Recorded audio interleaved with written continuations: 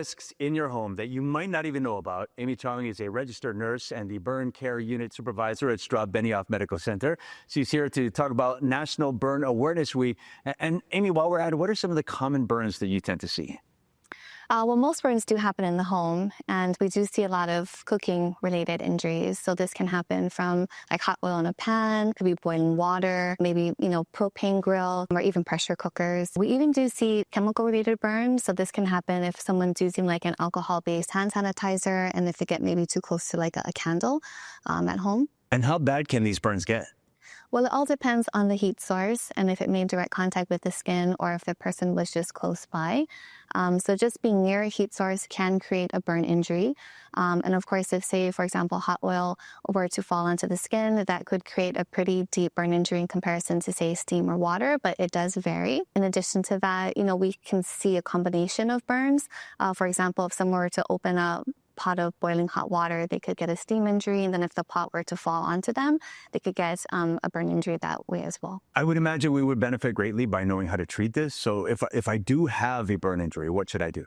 Well, if it's serious, we do encourage you to call 911 and seek immediate medical attention. A lot of people think that by applying ice to a burn that it will help to cool it, but in fact, ice is not nice.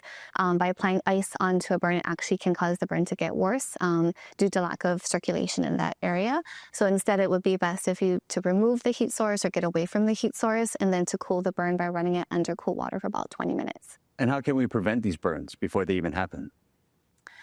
So preventing these burns would just be, practicing house and kitchen safety, things like turning pots and pan handles towards the back of the stove, using splash guards to prevent oil from splattering, staying in the kitchen while you're cooking or grilling and not leaving the stove unattended.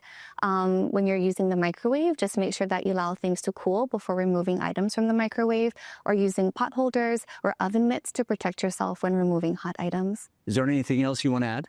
As the only burn care unit in the state and the Pacific, we are committed to caring for the burn patients who need us. And this includes some of the most complex and seriously injured cases, such as patients from the Iliamanu fireworks tragedy, as well as the Maui wildfires. A lot of our patients require lengthy recoveries, but we are here to serve the community. Yeah, I would imagine it's something very important for us to think about, but also to have conversations with our kids. I would imagine, especially if we leave them home as well, right?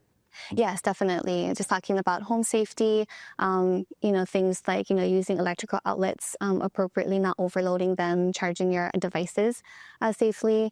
And then, of course, if you're lighting candles, make sure that you blow them out before going to sleep or leaving the house. Good stuff. Thank you, Amy. We appreciate that. Thank you. And thank you for helping to make this a healthier Hawaii.